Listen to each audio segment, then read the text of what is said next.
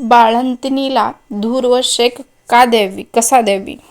शेक देण्याचे फायदे: गर्भाशय आकुंचन: शेकामुळे गर्भाशय पुन्हा आपल्या मूळ आकारात येण्यास मदत होते.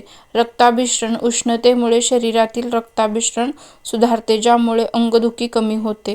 वायू बाहेर पडणे: बाळंतपणानंतर शरीरात साठलेला वायू गॅस बाहेर पडण्यास मदत होते. स्नायूंना आराम: प्रसूतीच्या काळामुळे थकलेल्या स्नायूंना शेक्यामुळे आराम मिळतो. दुसरा, शेगडीचा वापर कसा करावा? शेगडी: लोखंडी शेगडी: पूर्वी कोळसे पेटवून लोखंडी शेगडी वापरली जात असे. त्यावर ओवा किंवा गूळ टाकून त्याचा धूर शरीराला दिला जातो. खबरदारी: शेगडी वापरताना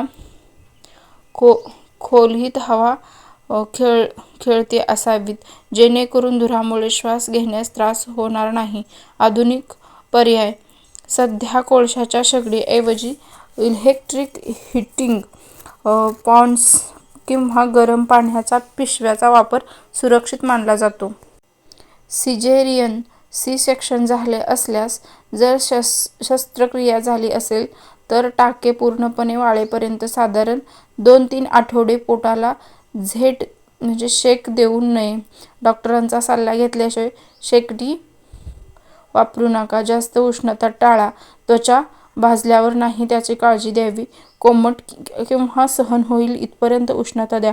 वेळ: साधारणपणे बाळंतपणानंतरच्या पहिल्या 10 ते 21 दिवसांपर्यंत शेक घेतला जातो.